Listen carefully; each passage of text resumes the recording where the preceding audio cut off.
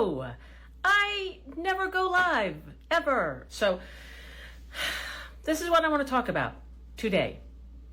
And since it's the first time, you tell me if you would like to hear about this or other topics, but this is the thing that I want to talk about today. And if you see me looking down, it's because I'm looking at my notes.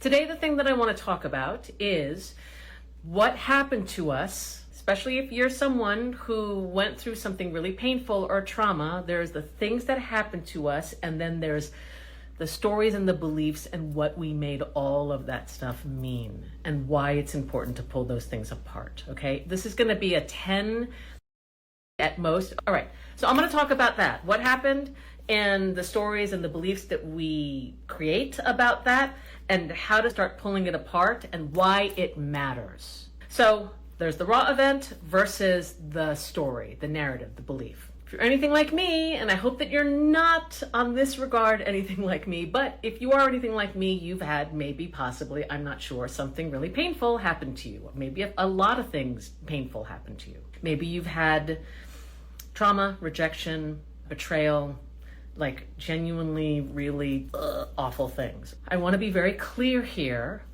The things that have happened to you, the things that happened to me, the things that happened to us, they're very real. So I'm not going to gaslight you in this conversation. Those things happened. They're real things that happen. But the thing that sticks with us, the thing that is the most complicated, challenging thing that we have to work through around all of that is not the event. It is the story and the interpretation and the beliefs that we create because of the events in our lives. So, example, if I had a parent that left when I was 2 years old, that is a thing that happened. The story I might make up about that is my mother didn't love me, my father didn't love me, I was unlovable, I was unworthy. If I was, I don't know, more lovable, less small, less big, whatever, less of a burden, my parent, my mother, my father would have stayed. So that's the story and the belief and the interpretation that I made up around that. So there's what happened, my mother and my father left, and then there's my interpretation around that thing. Why do we even do something like that? Our minds are story, meaning, interpretation making machines, all right? If you've ever done anything like Landmark, you understand that's like the biggest thing that they drill into your brain at the very end. They show you how much you literally interpret things. We are meaning making machines. And the brain has to do that, especially as you're young. If something happens to us, we have to interpret all of the constant influx of information, and especially if it's painful, the idea that we are in relationship and in the care and vulnerable to, let's say, a parent or someone who might be dangerous to us is too hard to fathom. So we will create all kinds of things to make it safe for our psyche and for ourselves and to be able to survive, okay? Normally, the thing is that when we do that when we're young, we then double down, triple down, quadruple down, 100 down on that. And then it becomes a belief that we have. And usually what is the case is we've created something from a very young age, and that interpretation throughout our lives is literally just a young child's interpretation. It is the story from a 3-year-old, a 4-year-old, a 2-year-old, a 10-year-old, whatever age you are when you're young. That's the story you live into. That's the interpretation. That's the belief that you are living into. Meaning making equals survival. But which is great to survive. I'm not telling, listen, I survived. I'm so grateful for the very things that had me survive. But now, as an adult, it's literally a cage that I'm living inside of. And I don't want any of us to live inside of that cage. I don't want you, I don't want me, I don't want anybody living inside of that cage. All right? So the hidden power of what these stories are. Our interpretation literally becomes our identity. If you believe, our interpretation, if you believe people always leave me, men are this, women are that, I'm not safe, I have to fight for everything, I've got to do, if that becomes the prevalent belief or story, the interpretation you have, that literally becomes your identity. That's just like everything that you do is around that. And it's so seamless, it's so blind. what we do is so like complete that we don't even know that we're the ones who are creating that it's literally a belief that's embedded here, and then it drives our behavior, and then we're looking for evidence everywhere, and it's literally a seamless thing that's over and over again. Okay, so the belief literally drives how we show up in relationships, how we show up in work, parenting, communities, our life, how we show up for ourselves, whether we take care of ourselves or whether we don't take care of ourselves. It's like it literally influences and shapes every single aspect of our lives. Okay?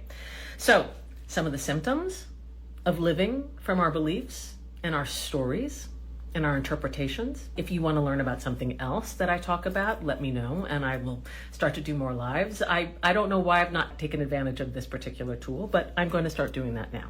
So the symptoms of living from our story, and if you see me looking down, I'm looking at my notes, is self-sabotage. Maybe you're not like me. Maybe you're not someone who self-sabotages sometimes, but I do sometimes. Maybe you're completely past that. You repeat toxic patterns.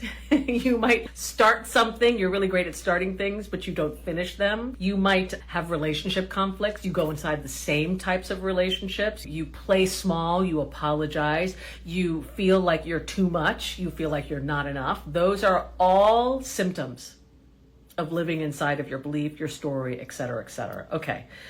And the thing is, you think you're responding to life because you see evidence everywhere. You see it.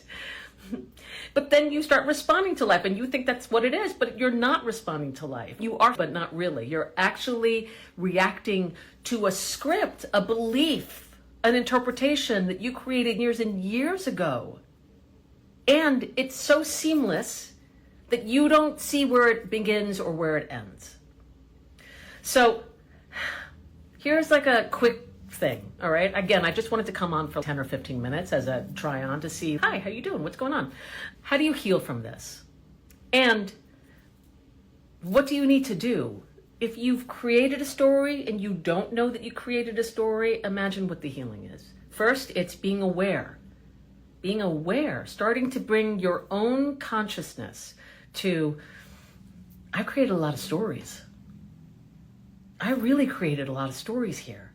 And then also starting to build the musculature and the structure inside of you to start rewriting that story revision. So I don't want to have you feel crazy. You can't change the things that happened. For me, I had terrible things that happened to me as a child. And then they compounded on top of it, okay? I can't change those things. That would be madness. That's not even, but what I can do and what I have done, I'm telling you, I have done this like to the degree that it has radically changed my life. What I have done is I challenged and rewritten the meaning and the beliefs and the interpretation I had around what happened.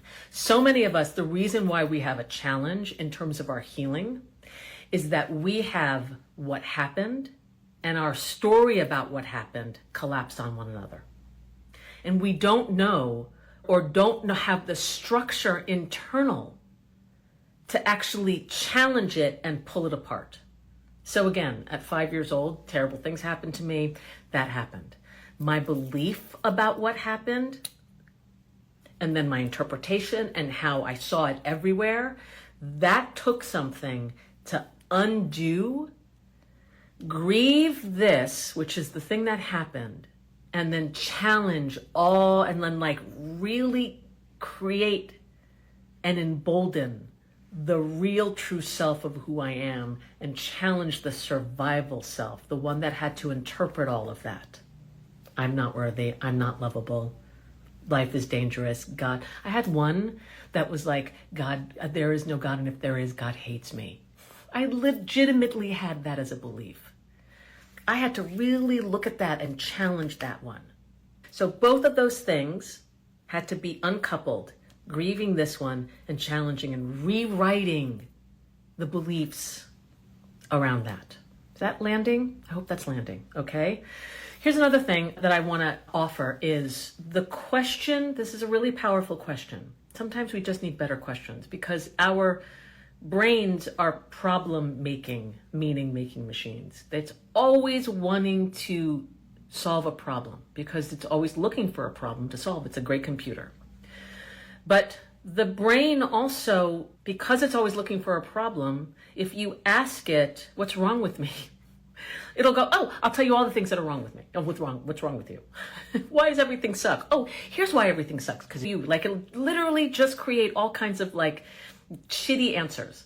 So you want to ask better questions. So one of the questions that I would suggest that I offer to you to ask is, I know that I believe 100% this. What else might be true? What else might be true? And your system, your body, your beliefs, your structures might be like, no, I 100% believe it's true. Here's all the evidence. Here's all the stuff. And you're like, yes, but what else might be true?